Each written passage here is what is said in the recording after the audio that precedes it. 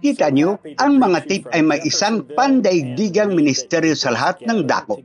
Tingnan kahit saan. Reverend William Branham. Napakasaya na batiin ka mula sa Jeffersonville at basahin ang sulat ng pagtitipon ng sama-sama ng mga agila mula sa Branham Tabernacle.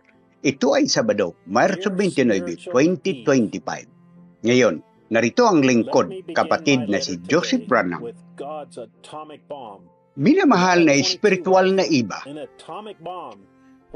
simulan ko ang aking liham ngayon sa bomba ng atomika ng Diyos. Hindi isang .22 rifle, isang bomba ng atomika para sa nobya ni Jesus Kristo. Ngayon, nais mong isulat ang mga ito. Kaaralan, kilalanin mo silang lahat.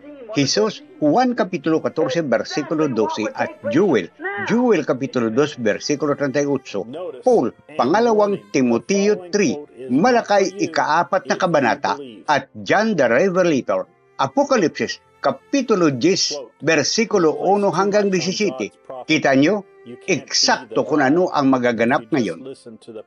Paunawa at babala, ang sumusunod na quote ay hindi para sa iyo kung naniniwala ka. Marami kaming inilalagay sa propita ng Diyos. Hindi ka maaaring maging nobya kung makinig ka lamang sa propita.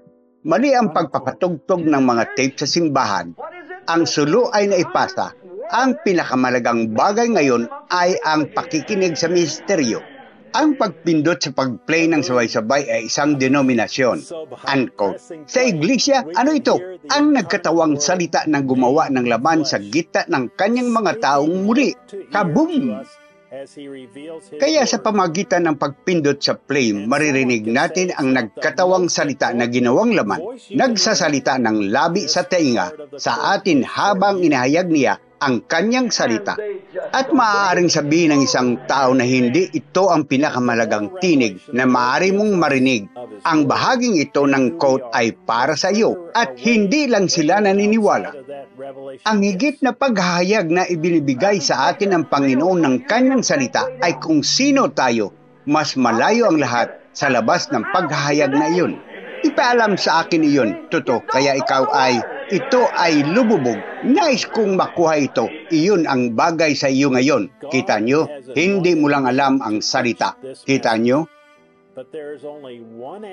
Pinahira ng Diyos ang mga tao na ipangaral ang mensaheng ito. Ngunit may isang ganap lamang, ang salita. Kapag naririnig mo ang isang ministro o sinumang nagsasalita, dapat kang magkaroon ng pananampalataya upang maniwala na ang sinabi niya ay eksakto kung ano ang sinabi ng propita ng Diyos. Ang kanilang salita, ang kanilang paghahayag, ang kanilang interpretasyon ay maaaring mabigo.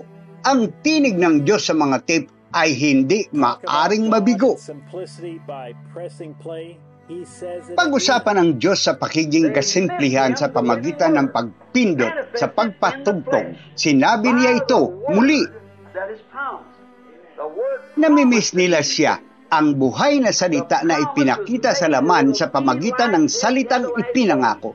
Ang salitang ipinangako na gawin ang mga bagay na ito. Ang pangako ay ginawa. Magiging ganito. Ito sa mga huling araw. Makinig sa kanyang kulog. Ang kulog ay ang tinig ng Diyos. Si William Marion Branham ay ang tinig ng Diyos sa henerasyon ito. Ang nobya ay wala pang muling pagkabuhay. Kita nyo, wala pang muling pagkabuhay doon. Wala pang pagpapakita ng Diyos na pukawin ng nobya. Kita nyo, hinahanap namin ito ngayon. Dadalhin nito ang 7 hindi kilalang mga kulog doon upang gisingin siya muli. Tingnan, ipapadala niya ito. Ipinangako niya ito. Ngayon, manood. Pare mong i-twist ito kung gusto mo. Ngunit ang 7 kulog ay magbibigay sa pagpapasigla ng nobya sa pamagitan ng paghahayag at pag-agaw ng pananampalataya na nagmumula lamang sa banal na espiritu na nagsasalita sa pamagitan ng propita ng Diyos.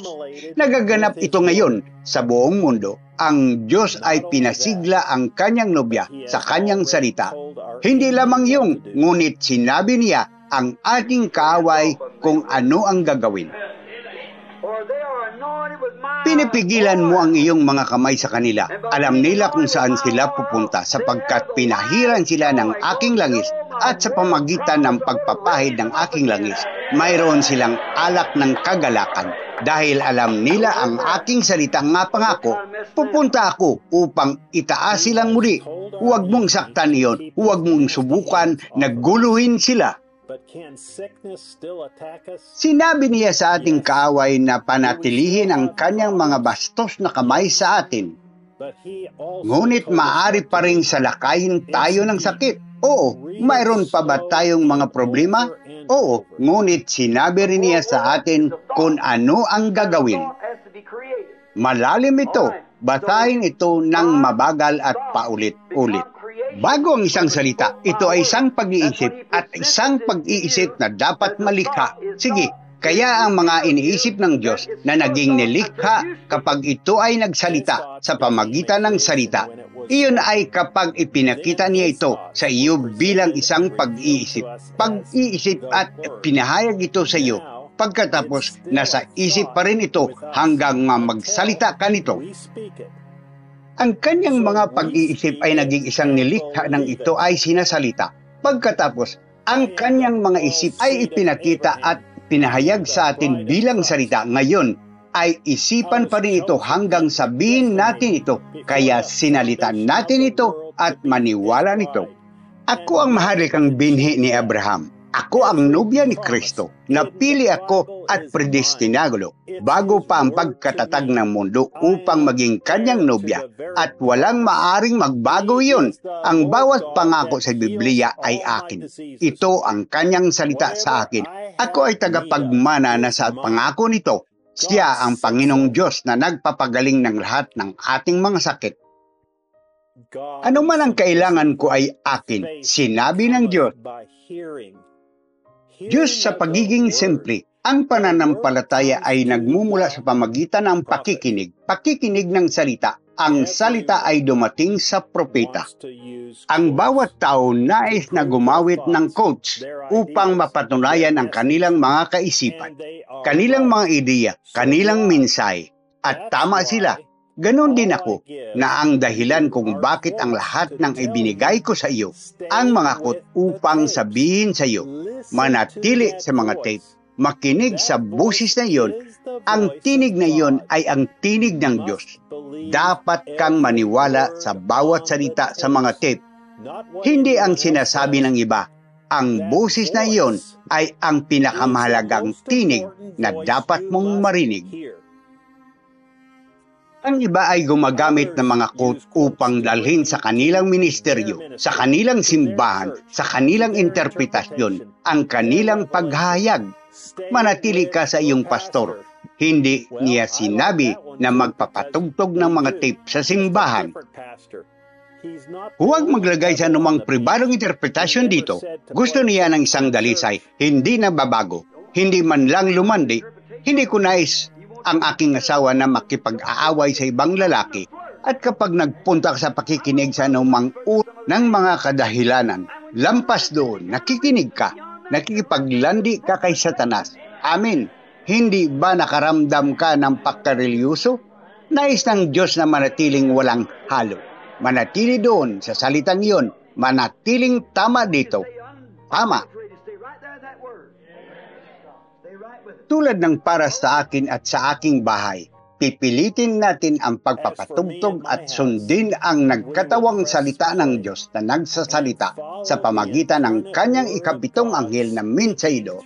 Hindi namin idagdag ang aming pribadong interpretasyon dito. Hindi kami lumandi o makinig sa anumang pangangatuwiran. Mananatili kami sa salitang iyon habang sinasalita ito ng mga tape. Ito ay Diyos sa pagiging simple. Manatili kami sa salitang iyon habang sinasalita ito sa mga tape. Ito ay Diyos sa pagiging simple. Ano ang isang maluluhating oras na magkaroon tayo ngayong linggo sa alas 12 ng tanghali, oras ng Jeffersonville? Tulad ng naririnig natin, ang ikatlong tatak, 63-0320. Gusto kong anyayahan kang sumali sa amin habang nagkakaisa kami sa paligid ng salita para sa ngayon. Brother Joseph Branham. Mga banal na kasulatan na basahin bago pakinggan ang mensahe. San Mateo, Kapitulo 25, versikulo 3 hanggang 4. San Juan, Kapitulo 1, versikulo 1. San Juan, Kapitulo 1, versikulo 14. San Juan, Kapitulo 14, versikulo 12. San Juan, Kapitulo 17, versikulo 17. Mga gawa, pangalawang kabanata, unang Timoteo, Kapitulo 3, versikulo 16. Hebreo, Kapitulo 4, versikulo 12. Hebreo, Kapitulo 13, versikulo 8. Juan, Kapitulo 5, versikulo 7. Levitico, Kapitulo 8, versikulo 12. Jeremías, ika-32 kabanata. Joel, Kapitulo 2, versikulo 28. Sicarias, Kapitulo 4, versikulo 2. Haya akong kumuha ng pagkakataong itong upang malinaw na muli. Hindi ko laban sa 5 tiklop na ministeryo. Naniniwala ako sa 5 tiklop na ministeryo. Hindi ko naramdaman na mali ang makinig sa isang ministro. Maniwala ako na dapat kang makinig sa iyong pastor kung saan inilagay kayo ng Diyos. Ang punto ko, naniniwala ako na nagpadala ng isang propita ang Diyos sa ating panahon. Inihayag ng Diyos ang kanyang salita sa kanyang propita. Maaari akong maging mali. Ang iyong pastor ay maaaring mali. Ngunit dapat nating sumang-ayon kung sasabihin natin na naniniwala kami na ang mensaheng ito ay ang katotohanan at kapatid na si Branham ay propita ng Diyos. Ang sinabi sa mga tape ay sa gayon ay sinabi ng Panginoon. Kung hindi ka naniniwala, hindi ka naniniwala sa mensaheng ito. Kaya naniniwala ako na ito ang pinakamalagang tinig na dapat mong marinig. Hindi mo ako maririnig, hindi mo nang kailangan pakinggan ang iba, ngunit dapat mong pakinggan ang tinig na iyon sa mga tape. Kita nyo, ang mga tape ay may isang pangdaigdigang ministeryo sa lahat ng dako. Tingnan kahit saan. Reverend William Branham. Tinatapos ito ang liham mula kay Brother Joseph Branham. Binabasa ang mga banal na kasulatan sa video sa YouTube.